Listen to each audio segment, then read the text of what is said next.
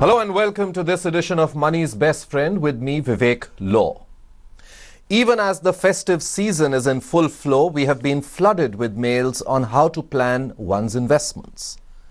Not only is it important to invest, but it is equally important to regularly look at your investments and see how they're doing. So today on Money's Best Friend, we try and address your financial planning questions. A major part of your financial planning is ensuring you have more savings, but savings do not only mean cutting down on a few expenses here and there or making sure you have more money lying in your bank account. It also means being aware of the number of financial instruments in the market that can earn you returns, the different ways of investing in them, and keeping a tab on market conditions. Here is a report on the steps you can take to save more. Sometimes the hardest thing about saving money is just getting started. It can be difficult to figure out simple ways to save money and how to invest those savings to pursue your financial goals. Let's see step-by-step guide on how you can save more. Record your expenses. The first step to save more is to know how much you are spending. For 1 month, keep a record of everything you spend. After paying all pending utility bills, credit card bills and expenses, decide to keep aside a certain percentage of your monthly income in a separate savings bank account and mentally mark that account as do not touch. Make a budget. Creating a budget with the help of a template can help you feel more in control of your finances and allow you to save more money for your short or long-term goals. Start preparing an Excel sheet to prepare your budget. Write down everything that needs to be done during a particular month for which money will be required. Set your goals, make financial plan. This practice will help one to keep in check any unwanted splurge. Month-on-month comparison of spending will itself reveal several actions, purchases, which could be best avoided if one had planned in advance. Start investing systematically. First, decide the goals that you are saving for. Start with simple products like fixed deposits, recurring deposit, and PPF. Start investing in mutual fund through systematic investment plan. Post this, consider buying a life and health insurance. In case if you think you need professional help, approach a financial advisor. Set up an emergency fund. The only certainty about life is uncertainty. It may be in the form of unexpected hospitalization, loss of job, natural calamity, etc. Not having a fund to cater to such emergencies will mean taking on debt just to tide over a particular difficulty. You have to be disciplined and allocate 10% of your monthly income to this fund. Be careful with EMIs. Sometimes while struggling to pay monthly EMI, one may forget to save for future needs, which is a bigger danger. So think twice before going the EMI way. Keep a check on unnecessary expenses and strictly avoid buying frivolous things on EMI. Always keep in mind your repaying capacity. So, start following these simple ways to save money. It may even inspire you to save some more and hit your goals faster. To discuss more on how you can plan your finances better, joining me now is Suresh Sadagopan, well-known certified financial planner. Thanks very much, Suresh, for coming by on Money's Best Friend. It's the festive season. We are already reading reports of record spends by people. We are all splurging out there, aren't we? Especially with all these discount offers. What's the advice that you have for people? Know how much you need to spend and don't be reckless. Would that be the point? I know that we don't want to go out there and say don't spend. We don't want to spoil a good party out there. But what would the 3 or 4 tips that you would give people who are going out there and spending right now? Yeah, I'll just echo the point that you had just mentioned, that we don't want to play party poopers here. People would want to spend during Dasara and Diwali, so we are fine with that.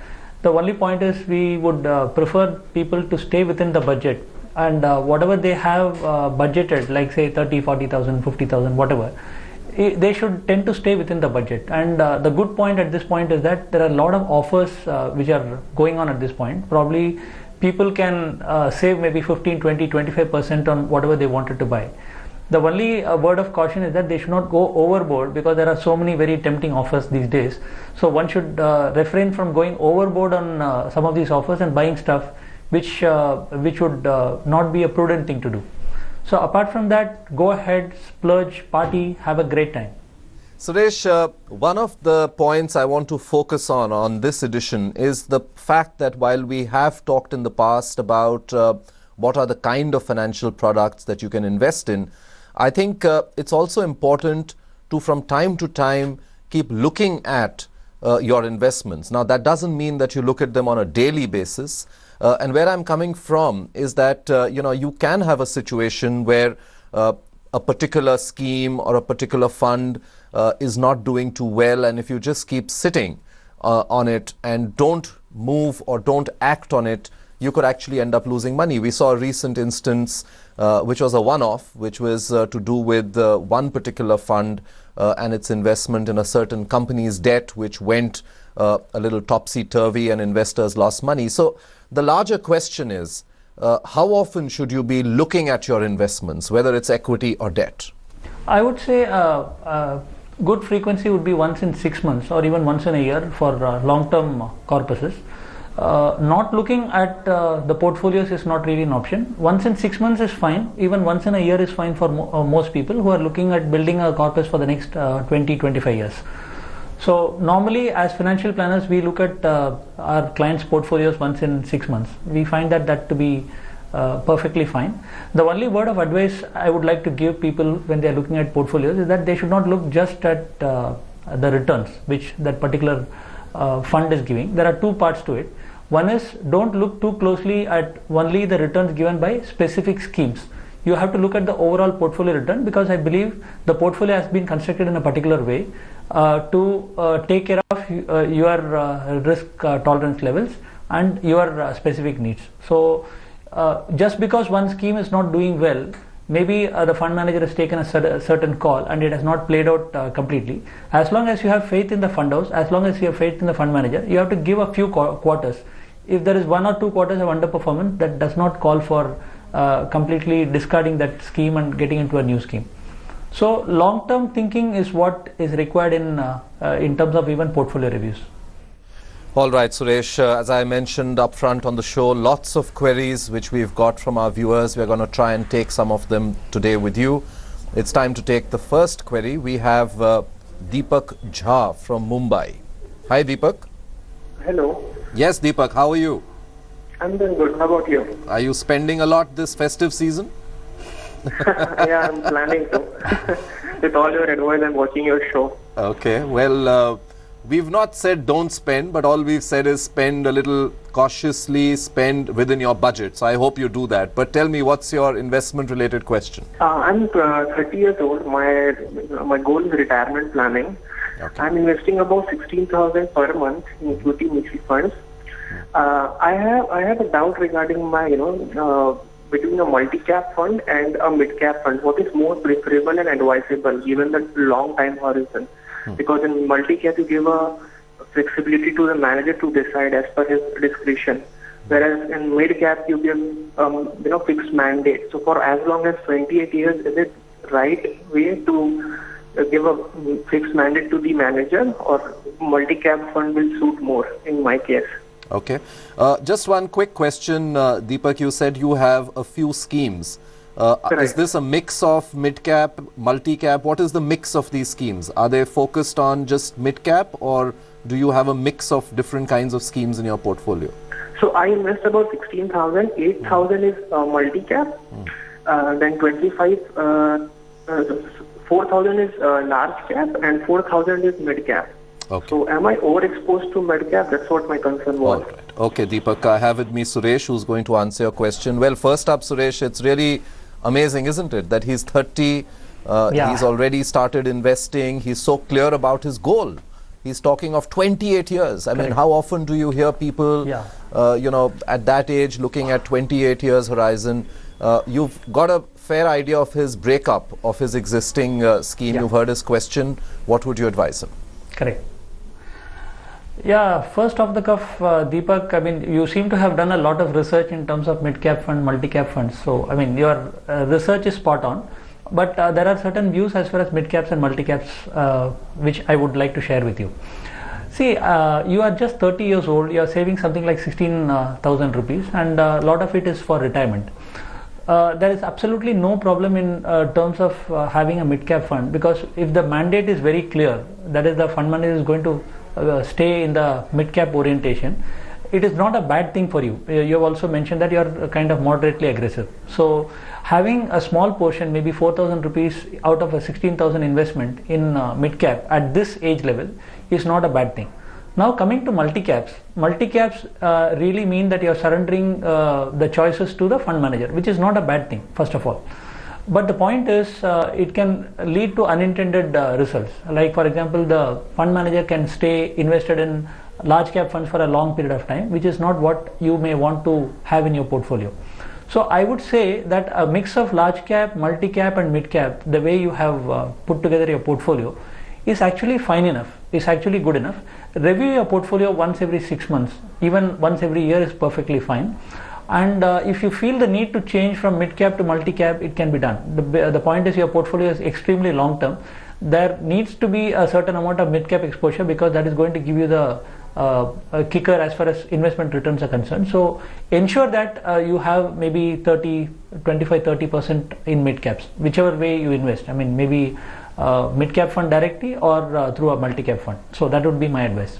We are discussing the importance of financial planning today. Joining me is well-known financial planner Suresh Sadagopan.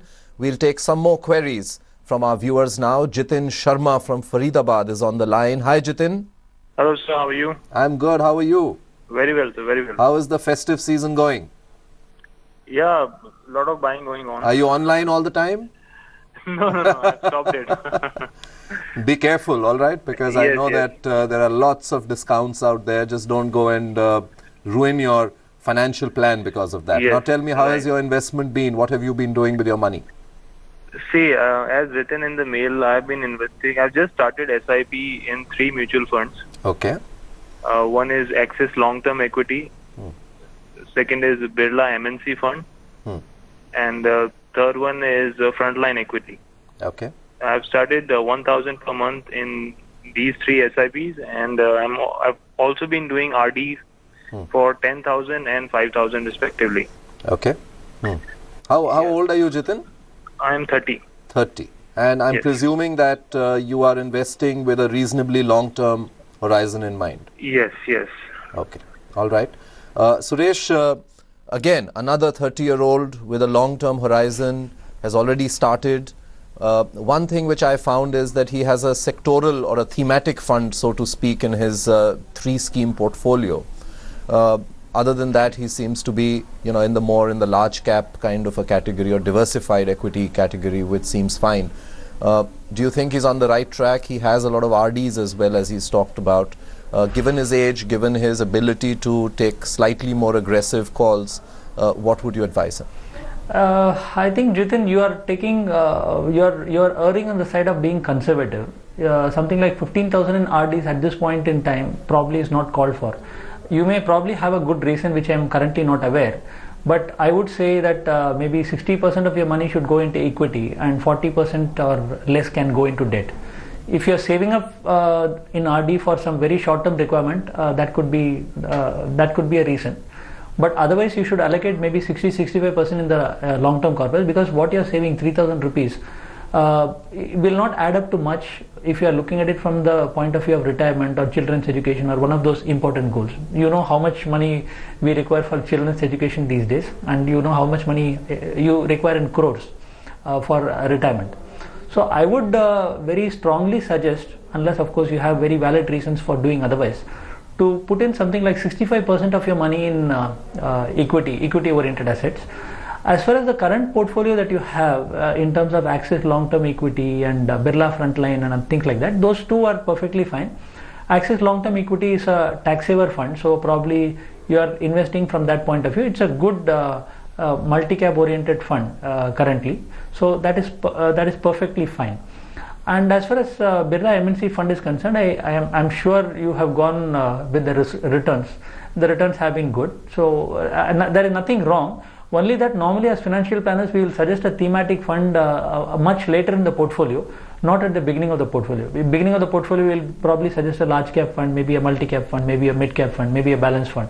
So that is what we will suggest. But since you are investing just 1,000 rupees in that, I would not say that is wrong. And anyway, MNC fund, the way it is positioned, it is going to be really too well diversified, so that nothing to worry on that.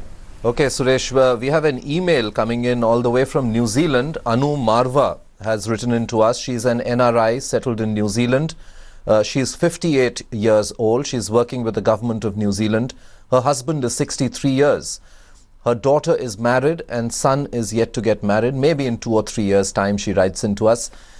She says, we have invested all our savings for our retirement. She has invested in FDs, mutual funds and insurance policies. She was advised to discontinue her insurance policy and invest instead in mutual funds. Please suggest if it's the right move. We did send you more details about her portfolio, Suresh. Do you believe she's on the right track because she's sitting so far off and yet obviously is very keen to invest in Indian assets? Correct. So there are 2-3 things which I want to share with her. One is that she is investing a whole lot of money in India, which absolutely is fine, but I don't know whether her intention is to ultimately settle in New Zealand or come back to India.